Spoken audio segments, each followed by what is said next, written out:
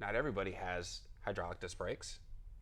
Not everybody has access shifting. Oh, All right? yeah, that's so sad. Some people are still riding rim brakes, for Christ's Aw. sakes. Even worse. Just kidding.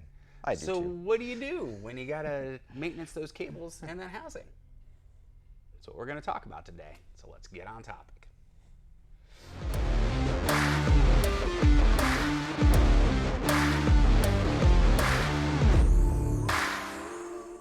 Hey everybody, it's Thomas with Get Out Arizona, and you are watching another fabulous episode of Toolbox Topic. I'm joined once again by my co-host, on the wrong side, Brandon Lubin. Brandon, how the hell are you? I'm doing good. All right. Yeah. You feeling okay this morning? Yeah. Okay, just because, right. you know, when we do these kind of show and tell videos, he switches sides and goes over there, and I go over here, and I know it kind of throws him off. It does. It throws me off. I am a creature of habit, yeah. and So, yeah, it happens. So, I like a good routine. yeah. So, once again, we're here at the Czech Bicycle Store of West Phoenix in Goodyear, Arizona, where the cool kids hang out, and me. And we're going to be talking about cable housing and cables, what you need to know, some tips when you go to maintenance and replace, and what to look for. Something might be in bad shape, and some issues, because, I mean, having a cable that's too stretched or frayed or a housing that's chiggered up can cause some issues. So we're going to be doing a handheld second angle again today, which you know what that means. That means Brandon gets to do his transition dance. So let me get set up here because we're going to dive right into it. I'll let Brandon explain as we go. All right, and that also means I got to put on the glasses, the readers. Too. Yeah. You need to clap? I need the clap, but I need your transition thing. Okay. In 3, 2, clap. Boom. Does that work? Sure. It's hard for him to come up with something new every time. So, all right, Brandon. So tell us what we're going to be learning about today. So, why do we want to replace cables? Our most typical reason for replacing cables is for corrosion. Any kind of friction in your line can make your brakes feel bad. They won't return as quickly. They will also compromise shifting performance because of friction within the housings. Will not allow the cable to run smoothly in there, and then your derailleur will not function very well. So I got a few things out here today. So if you do want to tackle a cable job yourself, there are these kits available. For instance, this one, it gives you everything you need to know. I've kind of broken down the parts out here. But something like this, you can also buy these separately if you don't need to do front and rear or do brake and derailleur. You can buy all these parts separately. Okay. But some things you need to know. Some things you do need to know. So there is a difference between... These are not dental tools, by the way. there is a difference between road brake, mountain brake, and shifter cables. All right, show us the difference. If you want to look here, what I have here is... kind of zoom in on the Brandon's hand. I'm looking at brake cables first. And what we see here is the brake cable for a road. Okay. And on this side is the end for a mountain bike brake cable. In this particular set, you can choose either one by cutting the appropriate side off. Okay. And then using the appropriate side. Nice. So you have to, make sure you know what configuration you have for that. Okay. If we go to shifting, shifting is the same regardless of mountain or road. Let's kind of zoom in here. And this is your end for shifter cable. All right. Now, there is an appropriate housing for each of these guys. The housings are either 4mm housing for road, which is what we're showing here. Okay. And let me just bring an example of that. 4mm housing, and you see it has steel bands running the direction of the housing itself. Okay, hold it still real quick. There we go. I think that was good in focus. If you just tell your bike shop you need shifter housing, they'll get you the right thing. Yeah. So that's shifter housing. Hopefully they get you the right thing. Brake housing is different. Okay. Brake housing is 5mm. Okay. And that one runs as a coil along the inside. And hopefully you can see that. Just a little bit of a difference. A little bit of Again, just tell your bike shop you need so many feet of brake cable housing, and they'll know what to get for you. They should anyways. Cool beans. So what I like to do, as you're cutting your lengths, Okay. have a nice sharp tool Park tool makes a nice one. We also like the Pedro's cutting tool. Okay. And the point is, it makes a nice sharp cut. Okay. And a clean cut. Once you've made that clean cut, it will kind of crimp the end of the cable housing just a slightly. So what we do is use a little pokey. Okay. And you can find anything at home that's kind of the same way. Yeah. And we'll go ahead and kind of insert that into the cable housing, Okay. open up that hole so that there's no friction. We want to eliminate as So much now do you friction as spit on the possible. end before you insert it into the In cable some housing? cases, yeah. In some cases? Okay, just checking. Just make sure you've made a nice clean cut, and then you've opened up the hole a little bit so that it has no friction. Okay. You can run a cable through, and sometimes you'll feel that friction in the cable itself. Yeah. It'll make a little zippy sound in there, and then you know you need to clean up your end a little bit. Okay.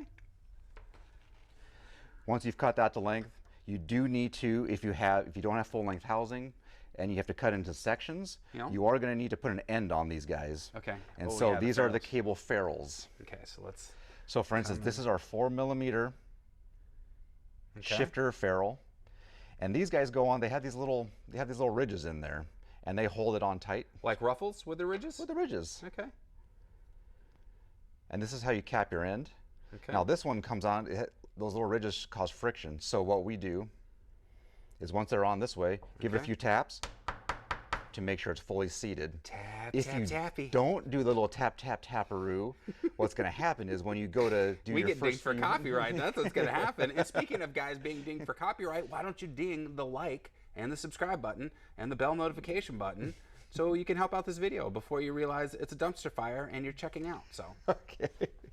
If you don't seat that completely on, Mm-hmm. what's going to happen is your first few shifts on the bike are going to put stress onto the system, and it's going to then what should I say, seat up properly on Okay. the bike, and your shifting is going to go to crap very quickly. So this is just going to help with the braking process. If you have the brake one, this is a 5mm ferrule. It's a little bit different. And this guy doesn't quite have the friction. It's going to go on there nice and smoothly. And there's a couple ways you need to keep that on. Some people don't crimp it on, but if you do, you want it to be very careful. And what I like to do is use this tool, do 2 little crimps, one on each side, and that makes a nice professional looking little crimp. yeah. If you don't have that option, what you can do is use a cable cutter and very gently, because again, we don't want to cause any friction,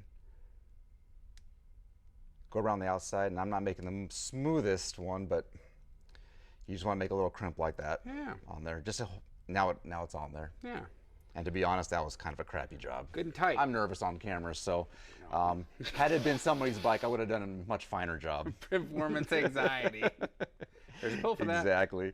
So once you run your system through Okay.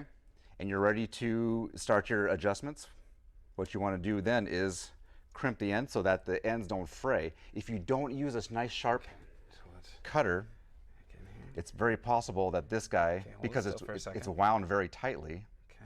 Hopefully you guys can really get that. I'm trying to focus as best I can on that tiny ass little thing. So. Okay. Yep. So if you don't use a sharp tool to cut that, sometimes the ends that are woven so tight will just pop like that and fray up. So I'm assuming that you've used a good tool, and then what you can do then is use what we call the cable end or cable condom. If you say Okay. a cable condom, we'll know what you're talking about. All right. And you can use either a needle nose plier to Everybody crimp can it see what on. the cable condom looks like. Look like a little condom. No, hold still. I'm trying to get that shit focused. Come on, focus, focus, focus. How can I help? Focus. Don't move it. Of course, I'm moving. There we go. Focus. Okay, so that's the cable condom, guys. Yep. And you can either crimp on with a needle nose plier, but if you have a nice cutter, the cutter Comes has with a a crimper. nice professional crimper on there. Yeah, look at that. And that looks good too. Oh, yeah. Now there are different levels of cable. I have brought a example of another cable here. Okay. This is the Shimano OptiSlick, and you can see it has a nice coating on there that kind of repels corrosion, and it's also kind of a lubricant, so it does have a nice slick feel when it's completely assembled. I know my cable. They feels are a better little when more it's expensive, lubricated. like twice as expensive. They're like $10 Okay. for the OptiSlick.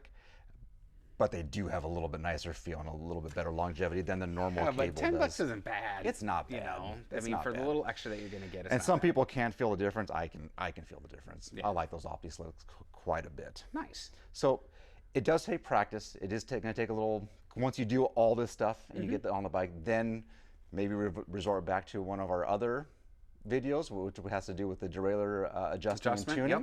And then you should be set to go. All right. Again, the reason that you would want to do a job like this is mostly for corrosion, friction in the cable line, Right. or if you have frayed or damaged cables. Kinks in the cables, I should also mention, be very careful not to kink the cable while you're operating them. A kink in the cable will sacrifice performance immensely as well. So when we're working on them, we keep them as straight as possible. Nice. All right. And here we go. Transition back to the regular camera view. In 3, 2, 1. Really? You couldn't even vogue it, dude? God. Man. I'll tell you what, guys. He's getting chintzy with his transitions. Man, I'll tell you. So. Just trying to keep it fresh. Yeah, but it's got to be entertaining, though, too. This. Oh, well, I thought it was. That's bland, dude. No wonder you're not a showgirl in Vegas anymore. Fuck. So, just joking, guys. He was never a showgirl in Vegas, but he was Brad Pitt's ass stunt double. For a Thelma time, and for a Louise, time, yeah, is where he made his mark. So, not that there's going to be a link to Thelma and Louise up top, but there will be a link to our derailleur adjustment video up top, like Brandon said. So feel free to watch that. And we want to give a big shout out to Obi-Wan Kenobi for giving us the idea for today's toolbox topic. As far as cables, we've talked a lot about hydraulic brakes and how to adjust your derailleurs and your mechanical brakes and everything, but we've never really discussed the finer points of cable maintenance and or replacement. So thanks, Obi-Wan. We appreciate it. You're not our only hope, but you seem to be the most consistent with coming up with ideas. But that should tell you something, guys. We are open to suggestion ideas for toolbox topics. So if there's something you would like to see us discuss, please feel free to comment down below, and we will do our best to accommodate you. Now, on that note, Brandon, is there anything else you'd like to add about this procedure before we go into our closing? It does leave a lot open for questions and suggestions. Right. Maybe at some point we can actually do the length cutting on the frame. Okay. Do a little bit of that for a little more in depth. This was still fairly broad. The cutting down to length, if you don't have it already done, that's a little bit of an art, making it look nice. What you could use if you have the pre-cut sections that you have to replace, you measure off of those pre-cut sections if they look good. Absolutely. So I should have mentioned that before and I didn't. You should have, but you didn't. And maybe here in a couple, 3-4 weeks, we'll do something like that. Maybe if a bike comes in or one of the guys' bikes needs it done, we could do it and everything. Because, God, we're still beginning in April. By the time you guys see this video, it's going to be like the second week of May. We've been doing good on getting shit scheduled out ahead of time. So, but definitely drop us a comment down below and let us know if that's something you'd really like to see. We'd be more than happy to set something up like that. So, all right, guys, on that note, we hit the likes button, we hit the subscribe button, and the bell notification icon, because this does a couple things. It helps out the video, it helps out the channel, and anytime we post something new, you'll be one of the first ones to have seen it. There's also going to be some links down below to Trek Bicycle Store of West Phoenix. Follow that link. If you have any questions about what you've seen today or any of our other videos, call them. It's a great group of guys and gals at the shop. They'd love to hear from you. If you're local, swing by, visit. It's a good place, Bike selection is starting to come back and everything like looking that. better. Everybody's better. There's a coffee machine out front. You can make yourself a cup of coffee. Just bring your own cup, and you'll be fine. We have cups. Oh, we have cups? Yeah. Oh, they have cups. We're ready Wait, for you. You've never given me a cup. You've always told me I had to bring my own. There's cups out there. Man, this guy. It's nothing fancy, but Joking. I always typically bring my own coffee anyway. So there's also going to be some other links for our social media. That's Facebook, Instagram, and TikTok. The devil's work. But it's kind of mandatory these days, and it helps to spread the word as far as Get Out Arizona. Follow us there. You'll keep up on all the day-to-day affairs, including our announcements for group rides and group hikes, which are always a lot of fun.